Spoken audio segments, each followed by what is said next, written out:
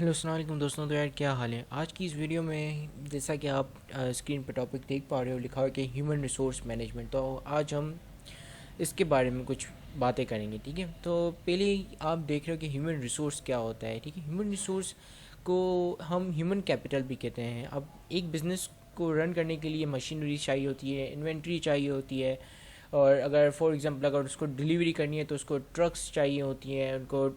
तो इन ट्रक्स को चलाता कौन है? इन ट्रक्स को ह्यूमन चलाते हैं। उन मशीनरीज़ को कौन चलाता है? उन मशीनरीज़ को ह्यूमन चलाते हैं।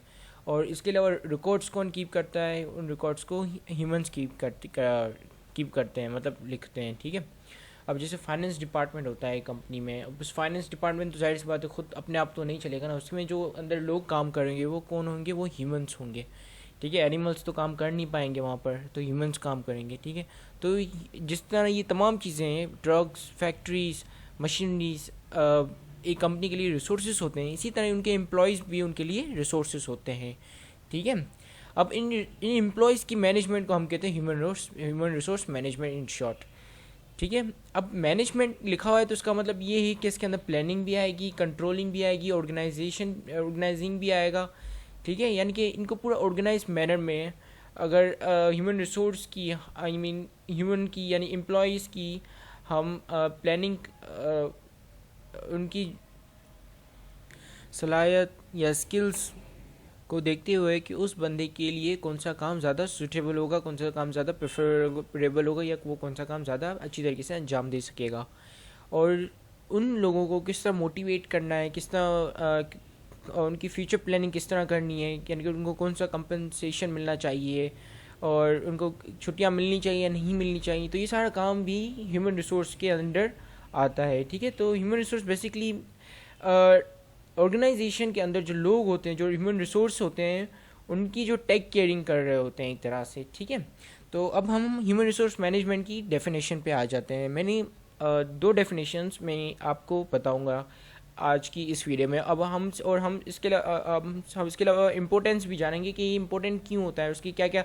फंक्शंस होते हैं एक ह्यूमन रिसोर्स डिपार्टमेंट के या एक ह्यूमन रिसोर्स मैनेजर के। ठीक है, तो पहली डेफिनेशन आपके सामने, all planned and control activities of an organisation. तमाम प्लानिट और कंट्रोल एक्टिविटीज़ और एक ऑर्गेनाइजेशन के टू अंदर जो होती हैं, to build and maintain the relations between employees and the organisation in order to meet both business objectives and employees expectation. इसका मतलब ये है कि वो तमाम प्लानिट, ऑर्गेनाइज्ड और कंट्रोल्ड एक्टिविटीज़, ऐसी एक्टिविटीज़ जो कि कंट्रोल्ड हो, प्री प्लान्ड की गई हों एक ऑर्गेनाइजेशन में, जो एक जाहिर सी बात है जब एक ह्यूमन उस कंपनी में अपने स्किल्स वगैरह हर चीज़ लगाता है तो कंपनी उसको बदले में कंपनसेट करती है उसको सैलरीज देकर या उसे अदर फैसिलिटीज़ देकर।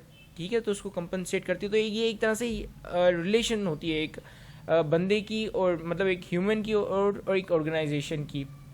तो इस रिलेशन को बरकरार रखना ये काम होता है ह्यूमन रिसोर्स मैनेजमेंट का।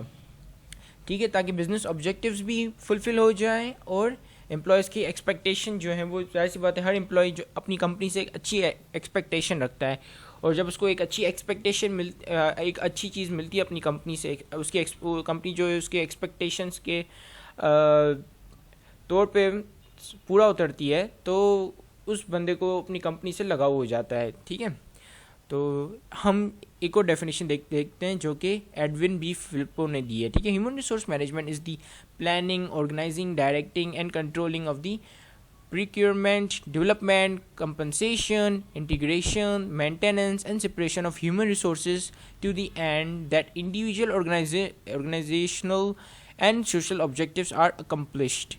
ठीक है, तो मैनेजमेंट में ये अगर आपने मैनेजमेंट प्रिंसिपल ऑफ मैनेजमेंट पढ़ा हो तो उसमें ये तमाम चीज़ें आ जाती हैं। Management is all about planning, organising, directing, controlling, organising, directing and controlling. ठीक है, this is what the management is all about.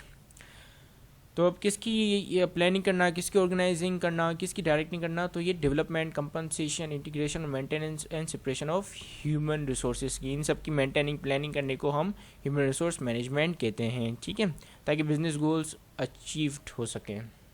अब हम जानेंगे कुछ इम्पोर्टेंट्स या इनको फंक्शंस भी कह सकते हैं। ठीक है, Human resource management is important to all managers despite their various functions because of the following reasons. Hire the right person for the right job. अब इनका पहला काम ये होता है कि रिक्रूटमेंट अच्छी तरीके से करें. अगर कोई फाइनेंस डिपार्टमेंट वाले को कोई बंदा चाहिए तो उसको ऐसा बंदा लेकर दें जिसके पास फाइनेंस का एक्सपीरियंस हो, जिसके पास अकाउंटिंग का एक्सपीरियंस हो, और जिसकी जो क्वालिफिकेशन रेलिवेंट हो, उसकी क्रेडेंशियल्स जो है वो रेलिवेंट हो. ठीक है. लो एट्रिशन रेट.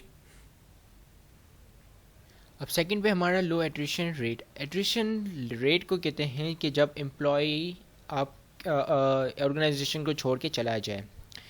ठीक है. तो इसका मतलब कि आपका ह्यूमन कैपिटल का लॉस हो गया. फॉर एग्जांपल 100 एम्प्लॉय काम कर रहे हैं एक ऑर्गेनाइजेशन में, और उसमें से अगर 20 एम्प्लॉयज़ छोड़ के चले जाते हैं तो ह्यूमन कैपिटल का लॉस कितना हुआ? 20%. एक कंपनी कभी भी नहीं चाहेगी कि वो अपने स्किल्ड, अपने एक्सपीरियंस्ड एम्प्लॉय को खो दे. ठीक है. कंपनी कभी भी ऐसा नहीं चाहेगी, क्योंकि जब आप कंपनी में जाते हो तो कंपनी को आपके ऊपर थोड़ी चीज़ें इन्वेस्ट करनी पड़ती हैं, उसको आपको ट्रेन करना पड़ता है. तो कंपनी नहीं चाहेगी कि उसको जो एक ट्रेंड एम्प्लॉय वो हाथ से गवा बैठे, क्योंकि फिर अगर वो आपकी जगह पे कोई और आया तो जाहिर सी बात है उसको फिर से ट्रेनिंग वगैरह देनी पड़ेगी. ठीक है. और इसके अलावा ह्यूमन रिसोर्स का काम ये भी होता है कि वो फ्यूचर के लिए जो भी लोग उनको, जैसे फॉर एग्जांपल एक ऑर्गेनाइजेशन है, उसमें कुछ लोग ऐसे हैं जो भी रिटायर होने वाले हैं लेकिन वो काफ़ी एक्सपीरियंस्ड है. अब उसको रिप्लेस करने के लिए भी जो नए लोग लेकर आएगी तो उसकी प्लानिंग जो है वो पहले से ही हुई होती है. तो ये काम कौन करता है? उसकी प्लानिंग करने का काम, तो ये काम भी ह्यूमन रिसोर्स मैनेजमेंट करती है. ठीक है. तो अभी हमारा तीसरा पॉइंट है ensure people do their best. ठीक है. ये भी काम होता है कि उनको मोटिवेट करे और ये इंश्योर करे कि वो अपना फुल परफॉर्मेंस दे रहे हैं. ठीक है. Time save in not conducting useless interviews. और उनका ये काम होता है कि वो टाइम सेव करें और यूजलेस इंटरव्यूज़ कंडक्ट ना करें. Avoid legal action for any discrimination. और दूसरा चौथा काम ये होता है, या चौथी इम्पोर्टेंस ये है HRM की, कि वो अवॉइड करते हैं लीगल एक्शन को और या एनी डिस्क्रिमिनेशन को. ठीक है. डिस्क्रिमिनेशन यानी कि जेंडर डिस्क्रिमिनेशन हो गया, आप किसी के साथ हरासमेंट हो रही है किसी एम्प्लॉय के पास, तो वो कहाँ जाएगा? वो ह्यूमन रिसोर्स को जाके कंप्लेन करेगा. ठीक है. तो इस चीज़ से भी प्रोटेक्ट करते हैं वो. Safety loss and not ignored. वो देखते हैं कि भाई सेफ्टी लॉस कौन से, अगर बिल्डिंग में अचानक से आग लग जाती है तो सेफ्टी लॉस जो है हमारे पास इम्प्लीमेंटेड हैं या नहीं इम्प्लीमेंटेड हैं. ठीक है. इसके अलावा अदर सेफ्टी लॉज भी.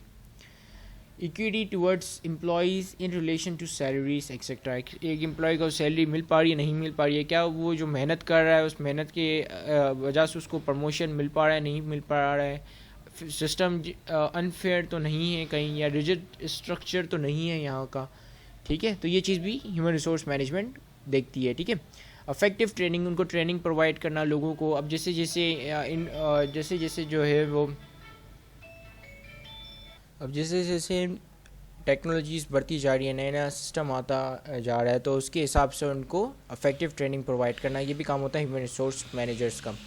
ठीक है. आखिरी, avoid unfair labour practices. Unfair labour practices को अवॉइड करना भी HRM का काम होता है. ठीक है. इसी के साथ ही मैं चलता हूँ, आज की वीडियो ख़त्म होती है और उम्मीद करता हूँ आपको ये वीडियो पसंद आई होगी. ठीक है. अगर नहीं आई है तो प्लीज़ फिर भी मेहरबानी करके मुझे एक थम्स अप दे दो. ठीक है. I will be very very thankful to you and thank you for watching this video. Allah Hafiz. Have a great day. Take care.